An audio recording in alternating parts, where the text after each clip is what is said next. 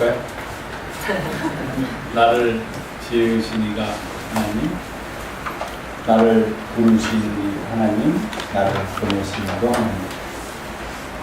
이 좋은 찬양입니다. 오늘 좋은 찬양 들려주신 분의 찬양에 감사 말씀 드리겠습니다. 언젠가 이 찬양을 외워서 부르는 그런 제가 아니라 다 외워서 이제 찬양을 부르는데 자꾸 하면서 나를 지으신, 부르신, 보내신이 반복되니까 이 순서가 혼동이 되는 것 같아요. 보고하면 상관이 없는데 순서가 혼동이 되니까 제가 알려드렸습니다. 지우고 부르고 보내셨다. 제일 처음에 뭘 해야 돼요? 하나님이 어떻게 돼요? 우리를 지으셔야 되죠. 만드셔야지. 그 다음에 어떻게 됩니까? 우리를 부르셔야지, 자녀로서. 그리고 난 다음에 세상을 향하여 보내시니까 그 순서를 외우니까 그 다음부터는 이제 지으시고 부르시고 보내셨다. 이게 되는데 처음에는 나를 부르시고 나를 지으셨다가 또 어떤 때는 나를 보내셨다가 부르셨다 지으셨다 이게만 왔다 갔다 하더라고요.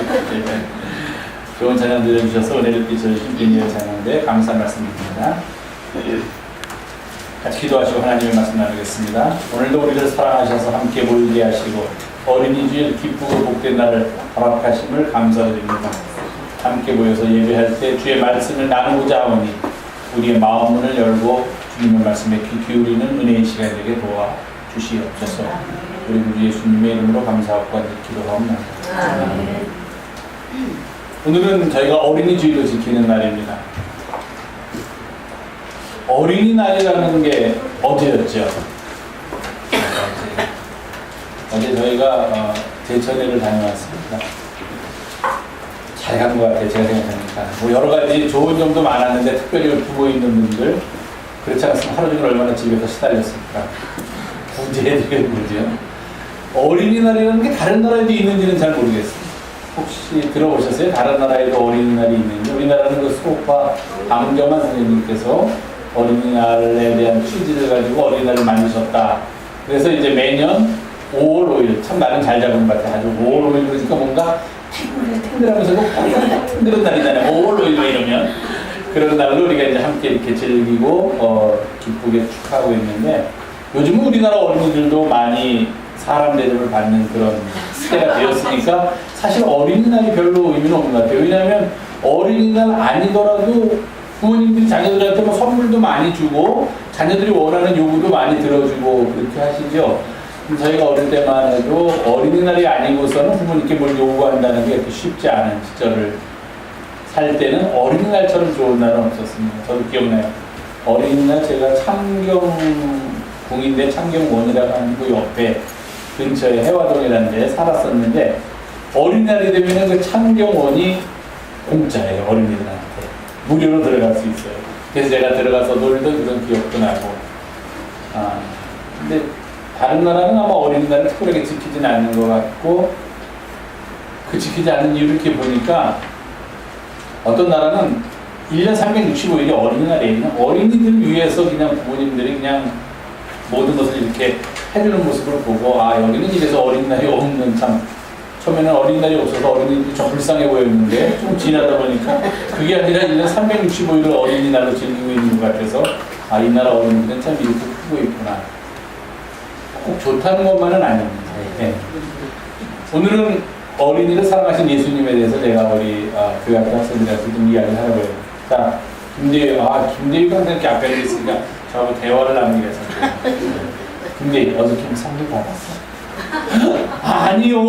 어떻게 그 심한 대답을. 여기 계시니 부모님 혹시 이 자리에?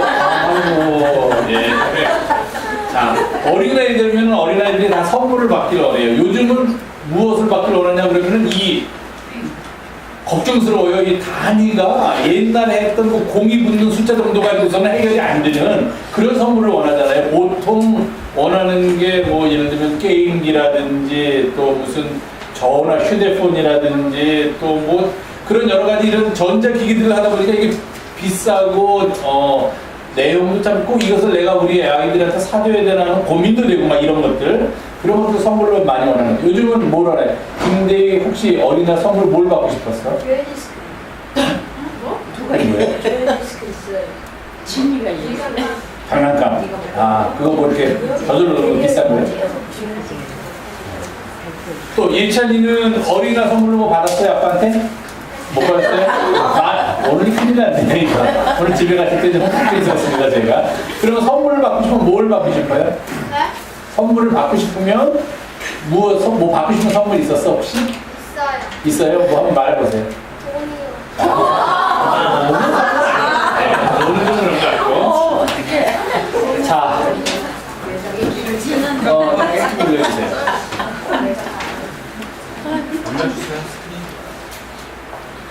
갈아요 그러면 스크린 그 프로젝트 올라가는 사람. 예수님이 어린이들하고 같이 있는 그런 모습이에요. 재밌게 그랬죠? 예수님은 누구보다도 어린아이를 사랑하셨던 분이 바로 예수님이에요. 그래서 한 번은 예수님이 예수님 주변에는 항상 사람들이 많았어. 사람들이 많이 와가지고 뭘 해달라고 그러면 예수님 난 여기가 아파요 좀 고쳐주세요. 예수님 나는 이런 문제가 있어요 좀 해결해주세요. 예수님 우리 집에 좀 가주세요. 우리 집에 지금 아픈 사람이 있어요. 큰일 나요. 막 죽을지도 몰라요. 빨리 가주세요. 이렇게 항상 예수님 주위에는 가만히 예수님을 두지 않고 사람들이 와서 예수님을 힘들게 했어요. 그날도 그런 일이 있었어요. 예수님이 여기 가서는 하나님의 말씀 설교하고 또 저기 가서는 어떤 아픈 사람 또 고쳐주고 또 저기 가서는 어려운 사람이 또 도와주고 그래서 예수님이 아주 피곤해가지고 지쳐가지고 이렇게 쉬려고 집에 앉아있는데 그때 무슨 일이 있었냐면은 엄마들이 조그만 아이들을 데리고서 예수님한테 왔어요. 예수님이 우리 아이를 좀 만져줬으면 좋겠다. 예수님이 우리 아이를 위해서 기도해줬으면 좋겠다. 그런 마음 가지고 왔어요. 그랬더니 제자들도 좀 같이 힘들어 예수님하고. 그래서 예수님이 저기서 앉아 쉬시고 제자들은 문 앞에서 쉬고 있는데 갑자기 밖에 막 시끌시끌한 거예요. 웬일인가 나가봤더니 부모들이 어떤 부모는 애를 안고 조그만 애를 어떤 부모는 손에 잡고 같이 이러고서 문 밖에 와가지고서 서로 들어오려고 그러고서 거기 밖에 있는 사람들하고 다투고 있었어요. 아니 무슨 일이야 웬일이야 제자들이 물어봤더니 글쎄 이 사람이 지금 우리 선생님이 너무 힘들어서 잠깐 쉬고 계신데 들어가서 또 우리 선생님을 괴롭히게 하려고 합니다. 뭐 기도해달라고 그러고 우리 선생님한테 얘네들 만져달라고 그러고 예쁘다고 해달라고 그러면 우리 선생님 지쳐가지고서 큰일 날 병날지도 몰라서 우리가 지금 막고 있습니다. 제자들 생각하니까 잘하고 있는 거예요. 맡겨 있는 사람이. 그래 계속 못 들어오게 선생님 좀 쉬셔야 돼. 우리도 좀 쉬어야 돼. 근데 안에 있던 예수님이 그 소식을 들었어요. 이렇게 들으니까 무슨 시끌시끌해서 이게 또 무슨 일이 있나 그러고 봤더니 뭐 어린아이들 우는 소리도 나고 어린아이들 꾸짖는 소리 뭐 장난치는 소리도 나고 그래서 왜 아이들이 이렇게 왔나 그랬더니 부모님들이 아이들을 데리고 왔는데 선생님 예수님이 힘들까봐 제자들이 못 들어오게 막고 있는 걸 예수님이 아셨어요. 그래서 예수님이 어떻게 하셨냐 나와서 그래 잘했어 나 좀 자야 되니까 밖에 좀 다 갈아놓고 조용히 시켜라 이렇게 하지 않으셨어요. 제자들을 혼냈어. 무슨 말이냐? 내가 아무리 힘들어도 내가 사랑하는 저 어린 아이들이 나에게 와서 나와 함께 지내려고 하는데 너희들이 감히 어린 아이들을 어떻게 막을 수 있겠느냐? 그러면서 어린 아이들을 다 내게로 오게 하라. 아무도 너희들 중에 베드로 너라고 할지라도 어린 아이들이 내게 오는 것을 막아서는 안 된다. 그렇게 말씀하셨어요. 어린애들이 막 신나서 예수님한테 와서 안기기도 하고 예수님을 뭐 힘들게 죽겠는데 막 어깨에 올라타기도 하고 막 머리를 끄잡기도 하고 막 이러는 거예요. 그래도 예수님은 그 어린아이 하나를 쓰다듬어 주시고 사랑해 주시고 안아주시면서 그들을 기도해 주세요. 그러면서 뭐라고 말씀하셨냐? 너희들도 이 어린아이와 같이 하나님의 나라를 받들지 않으면 결코 하나님 나라에 갈 수 없다. 저때 어린이들은 아주 불쌍했어요. 우리하고 달리 먹을 것도 없었어요. 장난감 그런 건 꿈도 못 봐요. 어른들이 늘 쥐어박기만 하고 일만 시키고 공부도 안 시키고 그 좋을지 모르지만 안 좋은 거예요. 그러니까 이 어린아이들이 날마다 그냥 어떻게 살아야 할지 사는 게 참 힘들었어요. 재밌는 것도 하나도 없었어요. 사랑도 못 받는 아이들도 있어요. 그런데 예수님은 어린아이들을 가장 사랑하신 거예요. 제자들은 선생님을 위해서 예수님을 위해서 그들이 들어오는 걸 못하겠지만 예수님은 자신의 몸이 아무리 피곤해도 어린아이들이 자기에게 와서 함께 놀기를 원하고 기도해 주기를 원하고 또 하나님의 말씀을 들려주기 원하면 그런 어린아이들 데려다가 저렇게 무릎에 앉히고 또 안아주시기도 하시면서 예수님께서는 어린아이들에게 하나님의 나라를 가르쳐 주시고 하나님 나라에 대한 말씀을 하셨습니다. 아마 여러분들이, 우리 어린이들이 각자 원하는 선물이 다 다를 거야. 요새 세상이 하도 빠르게 변하니까 그 선물도 변하고, 뭐 나는 무슨 선물을 원하는지도 모르는 그런 선물을 내고 있는데, 목사님이 생각하기에 이 세상에서 우리 어린아이들이 받아야 할, 그리고 받아서 제일 좋은 선물이 있다면 목사님은 단연코 그것은 바로 예수님께서 베풀어 주시는 사랑입니다. 그렇게 이야기합니다. 예수님이 여러분을 사랑하세요. 예수님께서 여러분을 사랑하시니까 여러분은 이 세상에 아무것도 걱정할 게 없어.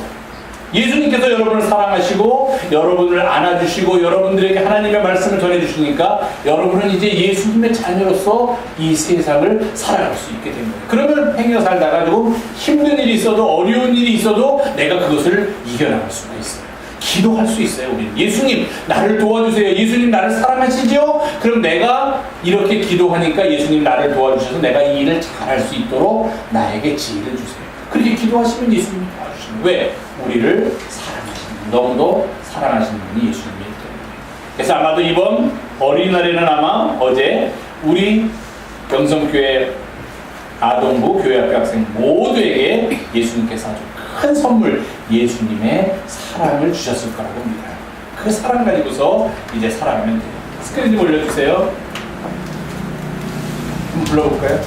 몇 장인지 제가 알았는데 Jesus loves me. 예, 예수 사랑하십니다.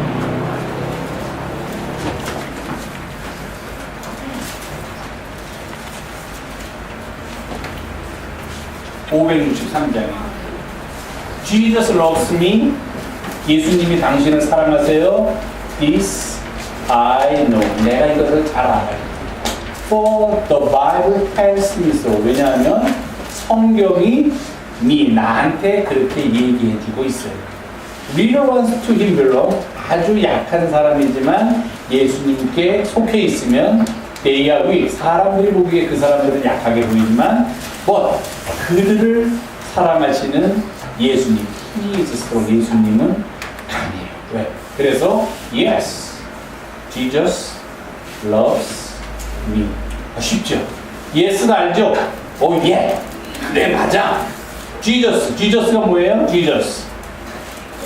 예수님이에요. 그 영어로 발음하니 미국 사람들은 예수님 이렇게 발음을 못해요. 한국말을 못하니까. 그래서 그 사람들 발음하면 Jesus 이렇게 발음해요. Jesus love. love가 뭐예요? 사랑합니다. I love you. 사랑합니다. loves. me는 뭐예요? me. 나.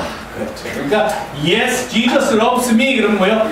예. 예수님이 나를 사랑하신대. 그런 뜻이에요. The Bible tells me so. 성경이 나한테 그렇게 tell은 말하라는 뜻이야. 성경이 나한테 말해주고 있어요. 한번 불러봅시다. 다 같이요.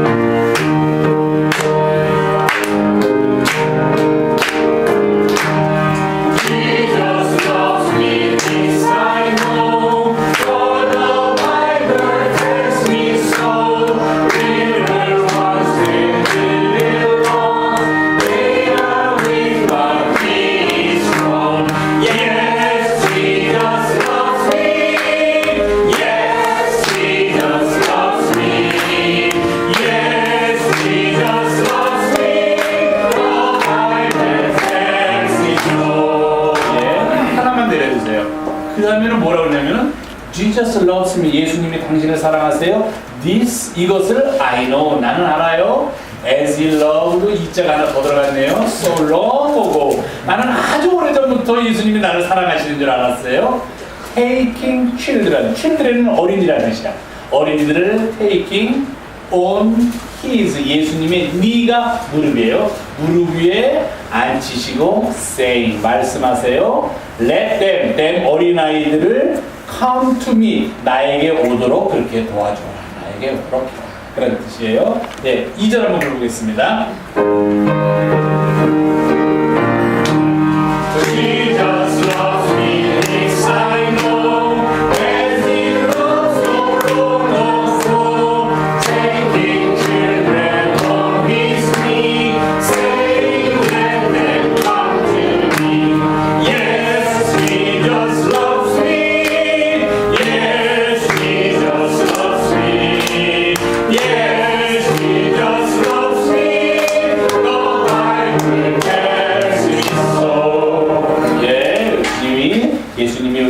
사랑한다는 그 사실 늘 기억하면서 날마다 기쁘게 살기를 바랍니다.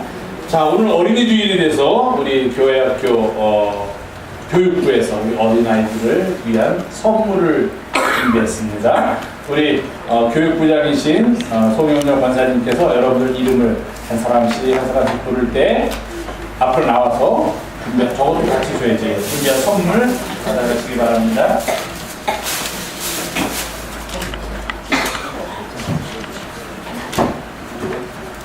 김예성,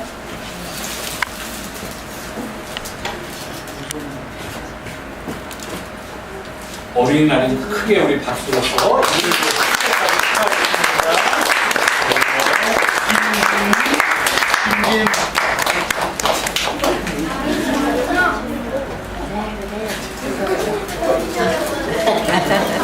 김대위,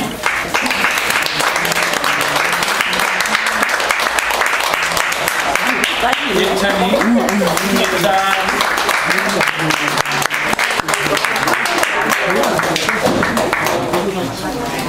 어른도 아니고 어린이도 아니어서 슬픈 우리 중간에 송준영까지는 어린인가요? 네. 3학년 어린이, 예, 송준영까지는 일단 우리 어린이를 치고, 예, 송준영.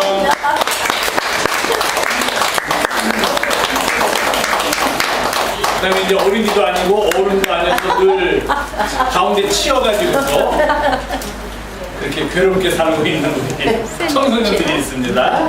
예, 이 이상은 어린이날이 그냥 청소년들이 따로 없고 청소년들과 함께 선물을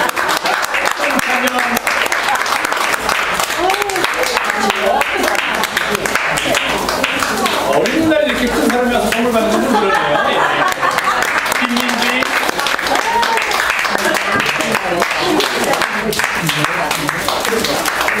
그다음에 김소리,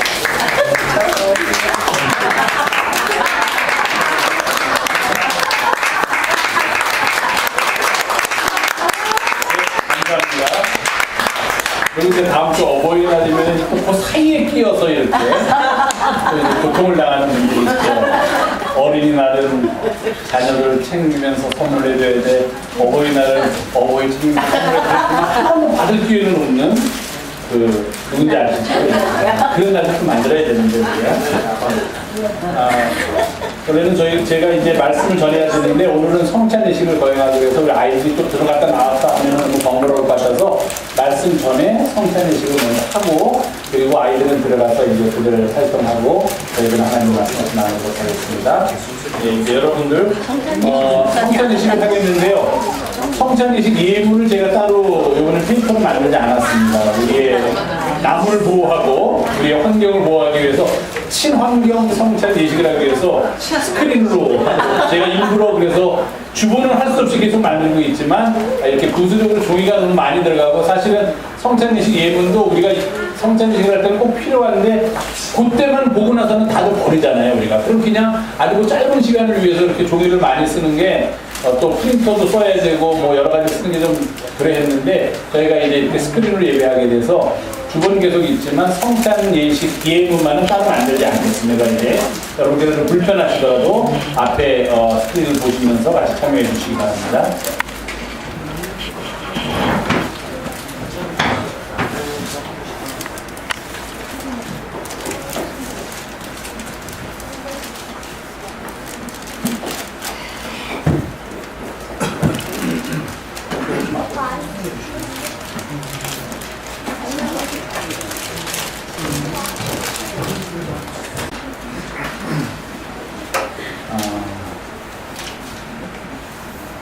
오늘은 어린이 주일을 맞아서 제가 우리 교우들과 함께 생물, 옛날 말로 하면 생물, 요새 말로 하면 생명과학에 대한 공부를 좀 하려고 합니다.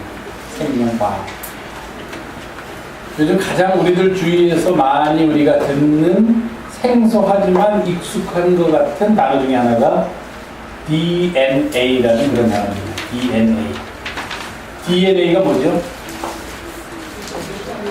유전입니다. 유전자를 뭐 디옥소리고 핵산이라고 이렇게 얘기를 하지만 그런 어려운 표현을 우리는 몰라도 되고 유전인자를 가지고 있는 단백질 덩어리, 그게 바로 DNA입니다. 그러니까 우리가 그 유전인자라고 할 때 보통 우리는 유전자라고 말하기도 하고 유전인자라고 말하기도 하고 어떤 때는 DNA라고 말하기도 하고 어떤 때는 염색체라고 말하기도 합니다.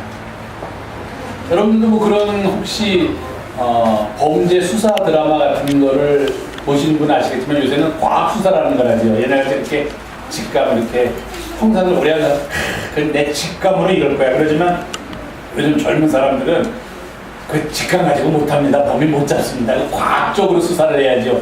그 과학적으로 수사를 할 때 제일 많이 등장하는 것 중에 하나가 그 DNA입니다. 뭐 예를 들면 머리카락 한 올에서도 DNA를 추출해내서 누구의 DNA인가를 알 수 있다. 이렇게 과학이 발달되어 있습니다. DNA라고 하기도 하고 또는 염색체라고도 하기도 하는데 원래는 우리 몸을 이루고 있는 세포가 굉장히 많습니다. 10에 15승 정도의 세포가 있대요. 그러니까 뭐 그게 얼마큼 많냐? 그냥 많습니다. 그냥 아주 우리 머릿속으로 헤아릴 수 없을 만큼 많아요. 그 세포들의 가장 중요한 가운데 그 세포들의 중심을 이루고 있는 것을 우리가 핵이라고 합니다. 핵. 그 핵 안에 DNA가 들어있대요. 저도 본 적이 없는데 과학자들이 이렇게 얘기하니까 그렇게 믿습니다. 그 안에 DNA가 있나 보다. 근데 이 DNA가 평소 때는 이렇게 다른 단백질, 히스톤 단백질이라는 것하고 엉켜가지고 실처럼 돼 있대요. 염색사.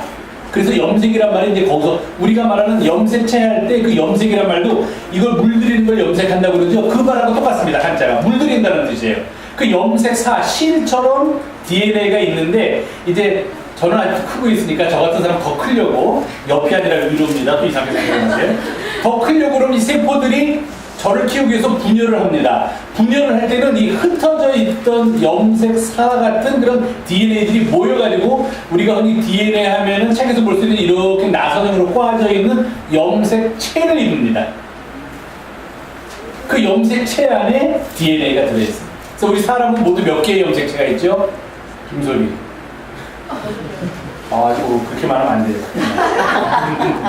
농담이고요. 우리 사람한테는 46개의 염색체가 그래서 보통 우리가 23쌍이 있다고 합니다. 하나는 아버지 쪽에서 받은 거, 하나는 엄마 쪽에서 받은 거. 아니에요.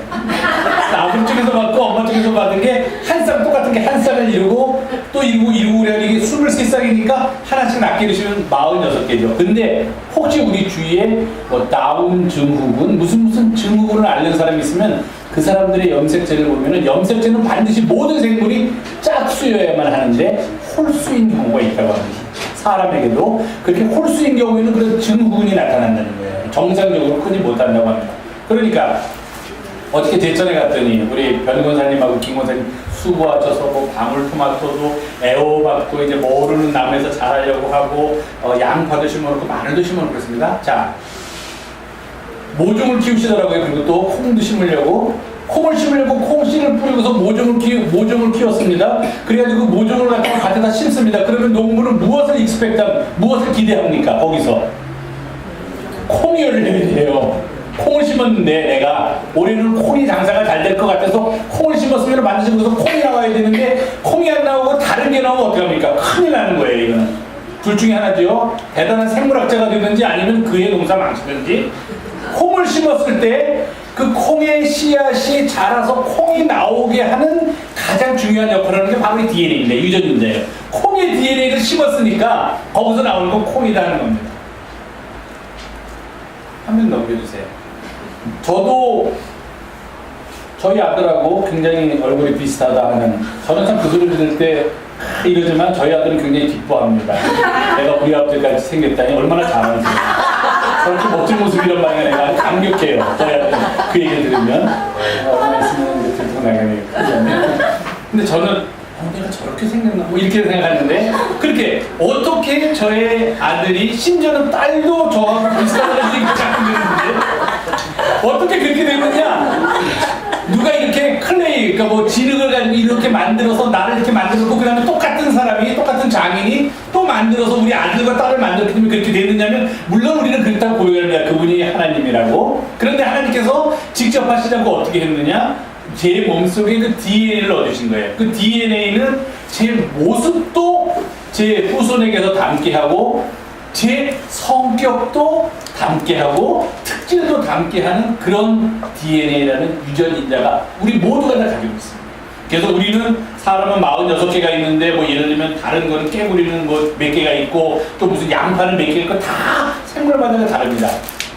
그리고 가지고 있는 성질도 다르고요. 그것 때문에 파에 씨를 뿌려서 파를 심으면 파가 나게 되고 사과를 따서 그 사과를 이제 씨앗을 심어서 나무가 자라서 따면 거기서 사과가 나는 이유가 바로 DNA가 그 안에 들어있기 때문이다. 이제 그렇게 얘기를 합니다. 가장 기본적인 단어인데요.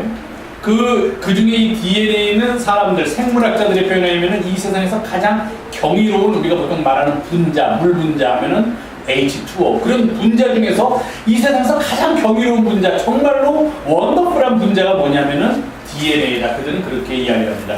그리고 이 DNA 속에는 우리 몸을 구성하는 여러 가지가 다 들어있는데 제가 아까 말씀드렸는데 우리 몸을 이루고 있는 세포가 무지하게 많습니다. 근데 그 각 세포마다 가장 중요한 역할을 하는 핵이 있습니다. 그 핵 안에 DNA가 들어있는데 그 DNA는 아버지로부터 물려받은 거, 어머니로부터 물려받은 게 합쳐진 핵 DNA라는 게 우리의 세포의 핵 속에 들어있고 또 세포에는 핵 말고 그 옆에 미토콘드리아라는 것도 이 세포를 자라게 하는 것도 있는데 거기에는 어머니로부터 물려받은 그런 DNA가 들어있습니다. 생물 공부할 때 또 넘겨주세요. 이 부부한테서 물려받은 DNA, 내가 물려받고 싶어서 물려받은 것도 아니고 내가 자식한테 이것을 주고 싶어서 주는 것도 아닌 이 DNA는 우리 몸을 살아 움직이게 하는 수없이 다양한 단백질을 우리 몸속에서 만들어냅니다. 살게 합니다. 그리고 또 한 가지 아주 중요한 기능을 담당하고 있는데 그 DNA가 뭘 담당하고 있느냐? 부모가 가지고 있는 모양이라든지 부모가 가진 성격을 후손들에게 전달하는 그런 역할을 합니다. 우리 몸은요, 자손을 증식시켜야 된다는 그런 긴박감을 가지고 세상을 살고 있습니다. 어느 생물체이든지 마찬가지입니다. 이 세상에 존재하는 가장 궁극적인 목적은 내 후손을 만드는 겁니다. 식물도 그렇고 모든 동물도 그렇고 사람도 그렇습니다. 후손을 만드는데 어떤 후손을 만드냐? 나하고 전혀 동떨어진 후손이 아니라 나를 닮은 후손을 만들기를 모든 이 세상에 살고 있는 생물체들은 원하고 있다는 겁니다. 그것을 가능하게 하는 게 바로 DNA입니다. 그래서 내가 부모로부터 물려받은 것, 또 내가 가지고 있던 것을 자녀들한테 물려주는 것, 그것이 바로 DNA입니다. 그런데 혹시 그런 거 느껴보셨는지 모르겠지만 자녀들을 이렇게 보면은 어쩜 저렇게 나랑 똑같은 하는 것을 많이 보게 돼요. 그런데 거기서 아주 슬픈 현실이 있습니다. 불편한 진실이 있어요. 내가 싫은 성격만 딱 눈에 보이는 거예요. 저런 거는 내가 내 스스로가 생각해도 내가 좀 없었으면 좋겠다 하는데 내 스스로 못 고칩니다. 이제 뭐 나이도 많고 이거 고치려고 노력해도 자꾸 속에서 불쑥불쑥 나와서 아유 내가 이런 성격 좀 없었으면 좋겠다 하는 것이 우리의 자녀에게서 그대로 나타납니다. 어쩜 쟤는 저렇게 못된 것만 닮았는가. 부부가 부부싸움 할 때 그러죠. 못된 거 나오면은 남편은 부인 닮았다고 그러고 부인은 남편 닮아서 애가 저렇다고 그러고. 우리가 싫어하는 건 왜 그러느냐면은 좋아하는 거는 사실 그들이 똑같이 갖고 있는 게 잘 안 보여요. 싫어하는 거 내가 고치려는 거 나타나면 잘 보여요. 그래서 그것만 있는 것 같아요. 이렇듯 DNA는 내가 내 자녀한테 선별해서 줄 수가 없어요. 선별해서. 나한테 좋은 거 있으면 좋은 것만 주고 나한테 싫고 내가 나쁜 성격 같은 거 있으면 그거는 좀 후손한테 물려주지 않았으면 좋겠다. 그래서 나보다도 더 우성인 내 자녀가 나왔으면 좋겠다 하는 게 우리의 보통 마음인데 그게 아니에요.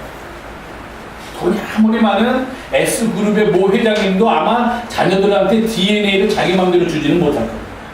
이 세상에서 가장 부자라는 뭐 어디 아프리카 무슨 어디 저기 중동에 석유가 많이 나는 나라의 왕이라고 할지라도 DNA를 자식들한테 선별해서 좋은 것만 골라서 주는 것은 결코 그렇게 쉽지 않으니 아마도 아직까지는 불가능한 일이 아닌가 그런 생각을 합니다. 그런데 다른 거는 내가 줄 수 있어요. 내가 돈이 많다. 돈이 동그래지시는 저거 많고 예를 들면 돈이 많으면은 이 돈을 이 아들한테 줄 것인가 말 것인가 내가 선택할 수 있죠. 아들이 5이 있으면은 뭐 법적으로는 어떻게 주라고 그러지만 내가 보기에는 얘한테 좀 많이 주고 얘한테 덜 준다 내가 선택할 수 있습니다. 조금 말씀드린 뭐 S그룹에서 그것 때문에 요즘 형제들 간에 문제가 있다는 소식을 들을 때 아, 돈이 많은 사람도 저렇게 문제가 있구나 하고서 나름대로 위안을 삼으면서 살긴 하지만요. 그럴 수 있어요. 또는 내가 국회의원을 했다가 거기서 지역구를 단단히 다져놓고 내 아들이 또 정치하고 싶어하면 국회의원이 되게 할 수도 내가 노력을 할 수도 있어요. 뭐 여기 중국과 어디서는 그 정일영 씨 아들의 아들 손자가 됐다고 그런 얘기도 듣지 않습니까? 그렇게 또 우리가 할 수도 있어요.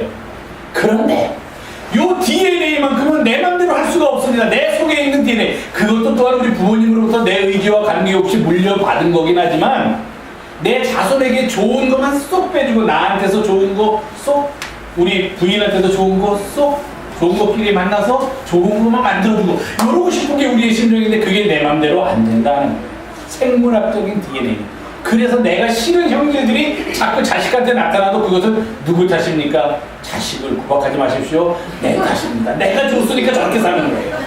다 내 탓이지 뭐 어떻게 합니까? 그렇게 자식이 살고 싶어서 그래요. 엄마 아빠가 물려줬잖아 내 속에다가 DNA로. 그러면 이제 뭐 우리가 할 말이 없어지는 거예요. DNA는 생물학적인 DNA는 그런데 우리는 새로운 DNA를 만들어서 만든다. 우리가 하나님이 아닌데 만듭니다. DNA를 만들어서 자녀들한테 유산으로 물려줘야 할 책임 있는 존재들이라는 겁니다. 그 DNA는 무엇이냐? 원래 DNA는 4가지 단백질이 서로 이렇게 순서 쌍을 이루면서 만드는 건데 우리는 그런 단백질의 DNA 말고 우리 믿음의 DNA, 믿음의 유전자를 우리 자녀들의 그 속에, 그 세포 속에다가 알지도 못하게 자꾸 심어줘야만 한다는 거예요. 이것을 우리가 하면은 다른 어떤 좋은 DNA 물려준 것보다도 아니 DNA가 아니라 무슨 재산, 무슨 사회적인 지위, 다른 것들, 세상 사람들이 원하는 것들 물려주는 것보다도 우리는 훨씬 더 하나님 보시기에 아름답고 하나님 보시기에 충성스러운 삶을 살게 되는 거다. 믿음의 유전자를 물려줘야 돼요. 그 믿음의 유전자의 특징과 역할이 몇 가지가 있어요. 왜 믿음의 유전자를 우리 자손들한테 물려줘야만 하는가? 믿음이라는 유전자, 믿음의 유전자의 특징 첫째가 뭐냐면은 다른 유전자는 내 마음대로 바꿀 수가 없습니다. 내가 부모님한테 물려받았으면 그냥 가지고 있다가 그대로 내 자손들한테도 그 형들이 나타나도록 물려줄 수밖에 없어요. 그런데 이 믿음의 유전자는 내가 지금 없으면 새로 내 안에서 만들 수가 있습니다. 지금 내 안에 그것이 있으면은 더 강하게 작용하도록 키울 수가 있어요. 그런 특징이 있습니다. 이제부터 우리가 할 일은 뭐냐면은 내 몸에 있는 DNA는 내 마음대로 바꾸지 못하더라도 내가 이제부터 만드는 유전자, 바로 믿음의 유전자는 내가 만들고 내가 자라게 하고 그리고 그것을 풍성하게 해서 우리 자녀들에게 물려줄 수 있는 그런 아주 놀라운 특징을 갖고 있다는 사실을 기억해야만 한다는 것입니다. 무엇을 남겨주겠습니까 여러분? 저택이요? 많은 돈이요? 그것보다 더 중요한 게 있습니다. 이왕 그거 남겨주는 것도 나쁜 일 아니지만 더 중요하고 우리가 정말 그들의 영혼을 사랑한다면 우리 자녀들의 영혼을 위해서 내가 기도하는 사람이라면 그들에게 믿음의 유전자를 물려주어야만 한다는 것입니다. 그 스스로가 만들 수도 있어요. 자녀가. 그러나 그 스스로가 만들기보다는 내가 그것을 가지고서 DNA 형태로서 내 자식한테 심어주는 것이 훨씬 더 효과적이고 훨씬 더 능력이 뛰어나다는 걸 알아야만 합니다. 근데 새로 만들려면 힘들어요. 오래 걸려요. 그러다가 포기할 수도 있어요. 만들다가 중도에 좌절할 수도 있습니다. 그러나 내가 만들어서 내가 성숙시켜서 마치 씨를 뿌리고 모종을 어느 정도 만들어서 이제 밭에다 심어주기만 하면 잘 자랄 것이다 할 정도가 됐을 때 밭에 심어주듯이 우리 안에서 유전자의 씨를 뿌리고 그것에 모종이 자라게 한 다음에 그것을 우리 자녀들한테 물려줄 수만 있다면 그보다 더 좋은 일은 없다는 것입니다. 재산 많은 사람들 물려주니까 큰형이 셋째한테 야 왜 너가 다 갔냐, 누나가 그런 거 있었는데 왜 나는 안 줬냐. 그게 그런 재산 문제가 아니라 또 무슨 감정적인 문제라고 복잡하죠. 믿음을 물려주면은요, 야 너만 그렇게 많은 믿음 물려받고 왜 나는 안 주냐. 우리 부모님 이거 어떻게 되느냐 안 싸워요 자식들. 네.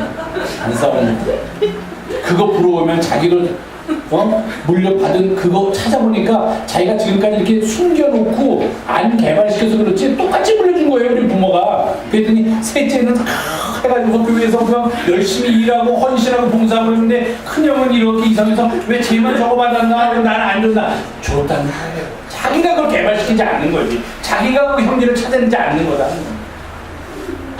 그게 믿음의 유전자의 아주 놀라운 특징이에요.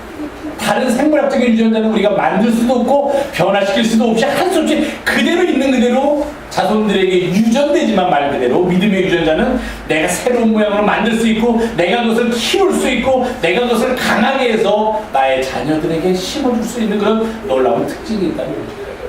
왜 그걸 해야 되느냐 하는 겁니다. 왜 그걸 해야 되느냐. 돈 많이 벌어주는 게 차라리 나은 거 아니냐. 내가 살아생전에 열심히 해서 재산 많이 쌓아서 주는 게 훨씬 더 효과적인 게 아니냐.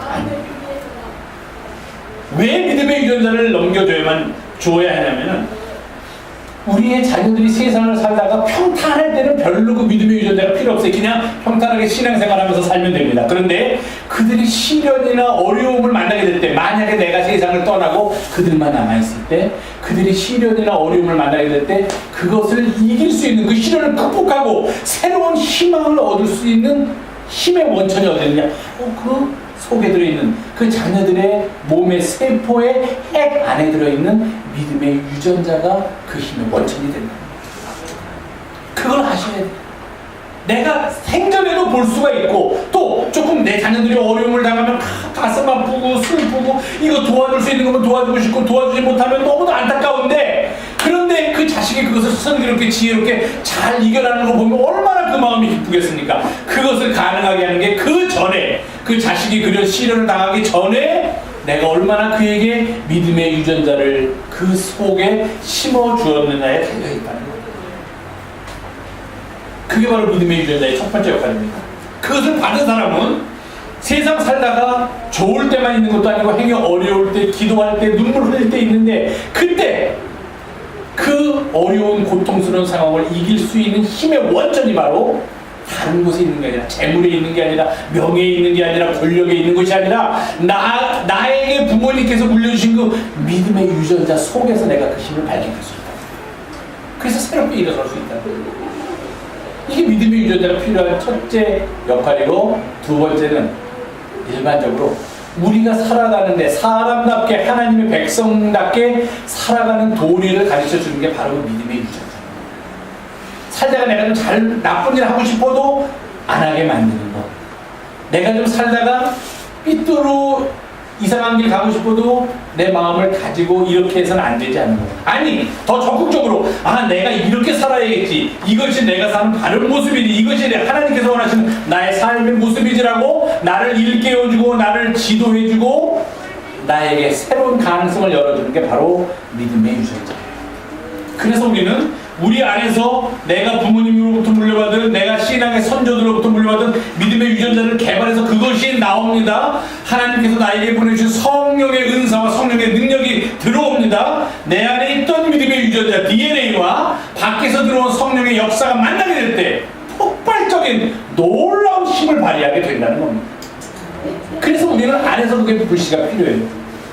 어제도 우리가 경험했죠. 수치 없으면 아무리 좋은 게 있어도 그림의 떡입니다. 안에서 있어야 돼요. 밖에서 아무리 권사님이 그냥 토치를 갖다가 그냥 가스를 암만 해줘도 그 안에 수치 없으면 내 안에서 그 불을 받아들여가지고 확 타오를 수치 없으면 밖에서 아무리 뜨거운 물을 오랜 시간 동안 부어줘도 거기는 불이 붙지 않는다는 거예요. 왜?